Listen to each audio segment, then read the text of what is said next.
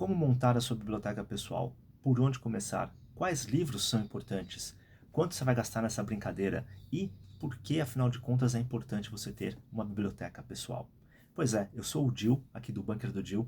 Para quem não sabe, eu trabalho há mais de 20 anos como livreiro, inclusive tenho minha própria livraria, Trabalhar Cansa, e eu quero compartilhar com vocês aqui tudo aquilo que eu aprendi neste mundo dos livros. Já ajudei muita gente a construir as suas bibliotecas pessoais, então acho que posso falar um pouquinho aí sobre este tema com vocês. A ideia é fazer uns 3 ou 4 vídeos, né, detalhando todo esse processo de construção de uma biblioteca pessoal, e eu quero já começar aqui com vocês trazendo os motivos pelos quais é importante você começar a ter a sua biblioteca pessoal hoje. O primeiro motivo é que os livros são a base do conhecimento da humanidade. Os livros nos ajudaram a compreender e a organizar o caos da natureza. Os livros foram fundamentais para a disseminação das ideias de liberdade e de democracia.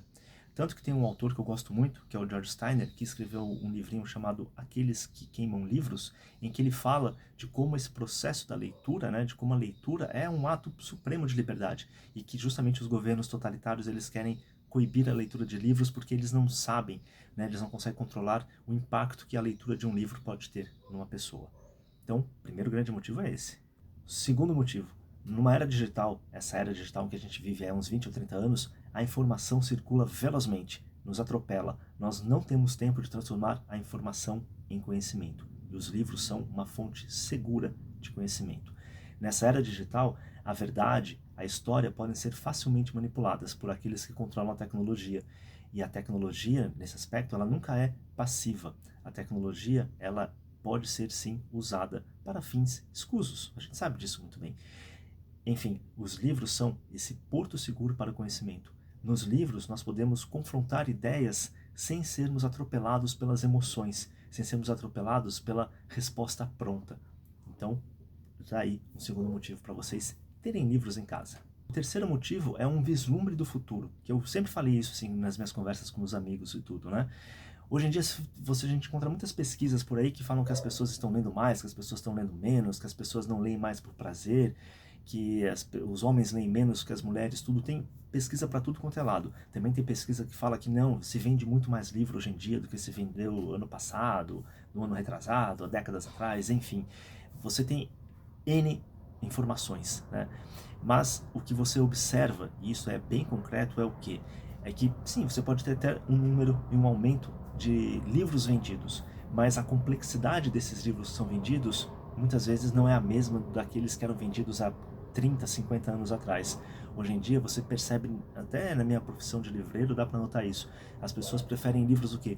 Livros mais curtos, livros com ideias mais simples, livros com parágrafos que são feitos assim de uma forma que emulam, né, esses textos de internet que são mais curtos, né, para as pessoas conseguirem prestar atenção naquilo dali. As ideias complexas, as ideias que nos desafiam, os livros audaciosos já não fazem mais parte tanto da cultura e da conversa cultural, mesmo entre os leitores, tá, gente?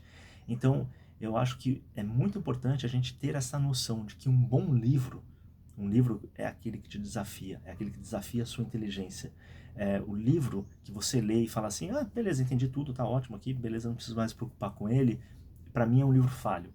Eu gosto daquele livro que você lê e você fala, cara, eu preciso me esforçar, eu preciso ser mais inteligente, eu preciso ler mais até para voltar para esse livro e ler novamente. E aí eu acho que tem um terceiro motivo que, cara, para mim é inescapável de por que você tem que ter muitos livros na sua casa. Outro dia eu vi até um exemplo muito legal sobre essa questão da inteligência, né? Fazendo uma comparação entre o cara que vai na academia para malhar, para ficar forte, e o cara que quer exercitar o seu cérebro. Se você vai na academia e você não faz os exercícios, se você não levanta peso, se você deixa para a máquina fazer ou para o cara que está, né, o personal trainer levantar para você, você não vai ficar forte, você não vai entrar em forma.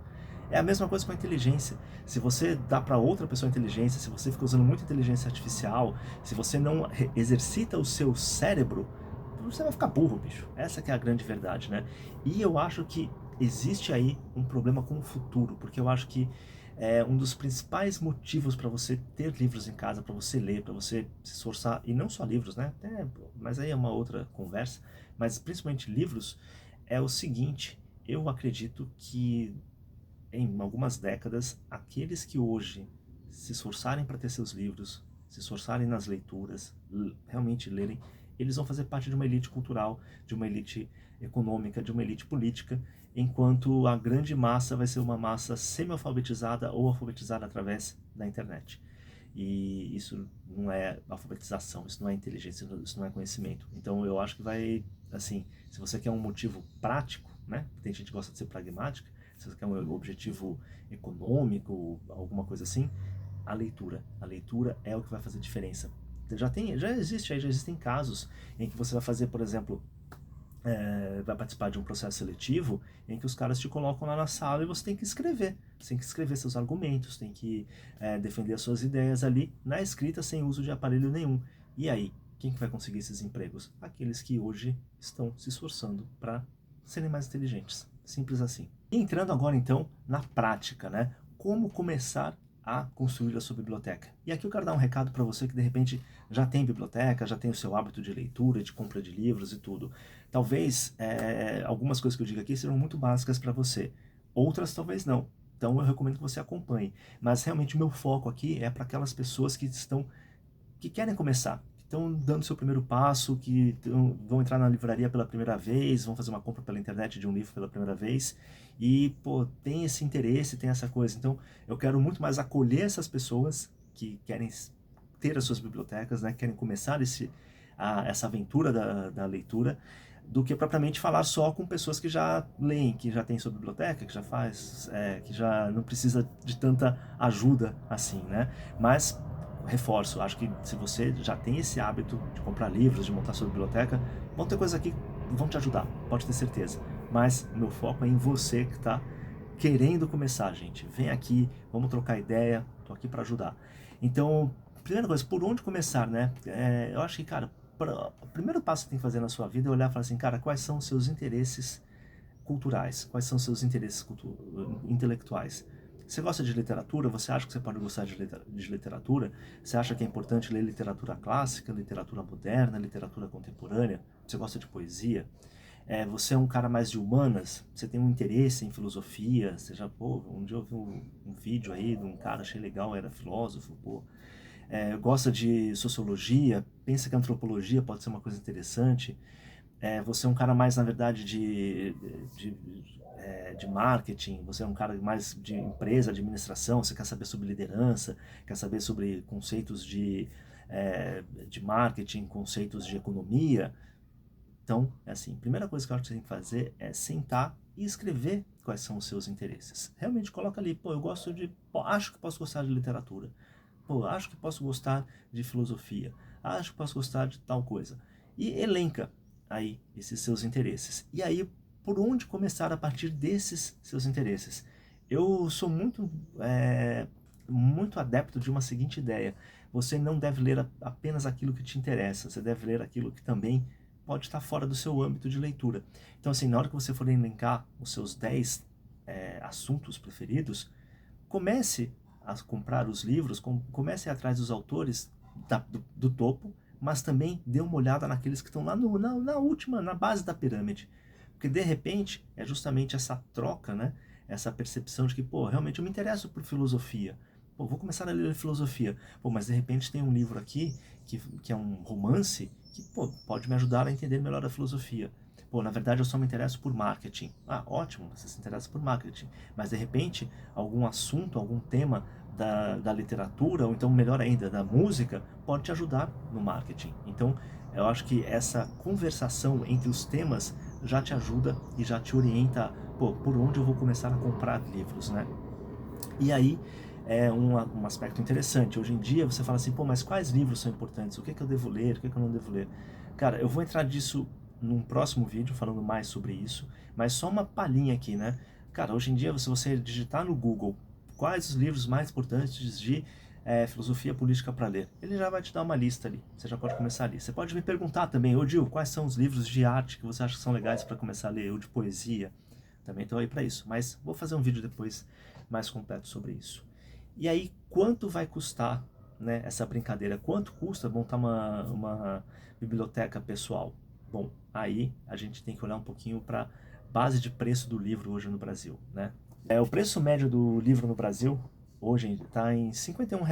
Então vamos dizer assim, pô, você quer começar a sua biblioteca, tal, não sei o quê. Então se você reservar aí, tá, R$ 110 por mês, é muito dinheiro, é pouco dinheiro, tal, você consegue comprar 2 livros por mês. E aí você começa, 2, 4, 6, em 6 meses, né? Você já tem aí 12 livros na sua casa. Caramba, se você lê 12 livros no ano, meu amigo, você já está acima da média do Brasil inteiro. Eu tenho a noção disso. Então, assim, é caro. Dependendo do seu orçamento, pode ser caro você gastar R$ 100 por mês para comprar livro. Mas isso a gente está falando de livros em livrarias convencionais, em livrarias como a Trabalhar Cansa. Mas se você for num sebo, você pode de repente achar livros muito bons por preços acessíveis. Lógico, estou falando livros que não são raridades, que não são aquela mosca branca, tudo, mas livros de uma biblioteca básica, você acha assim, você acha Machado de Assis barato no sebo. Você acha Aristóteles barato em sebo. Você acha um livro de ciência política barato em sebo. Livros bons, livros importantes, livros de referência. Então, assim, com, vamos lá, com R$ 100 dá sim para você começar a comprar livros todo mês. Se você reservar R$ 100 por mês, você compra livro. Pô, Bill, mas eu não consigo tal. Será que não consegue mesmo? Quanto será que você gasta aí para comer fora? Quanto você gasta no iFood? Quanto você gasta, que mais, indo pro cinema? Enfim, cara, você olha assim, se você reservar, você consegue comprar. E como eu falei, você não precisa necessariamente comprar em livrarias convencionais. Você pode comprar, por exemplo, na Amazon também, que está lá cheio de promoção e tal. Falo sempre que para mim a Amazon não é a minha concorrente, né? Mas enfim, pode comprar, vai ter livro barato lá na Amazon para comprar. Então eu acho que essa desculpa de que você não tem dinheiro, entendo, compreendo, eu mesmo sofro pra caramba para pagar boleto, mas se você organizar direitinho, dá para fazer. Então, o primeiro papo da conversa sobre como montar a sua biblioteca é este, tá? Este vídeo aqui, quero encerrar aqui com isso. Vou voltar com outros temas, com outras questões, e se vocês também tiverem questões que vocês acham interessantes eu trazer, tragam aí e vamos conversar mais sobre isso.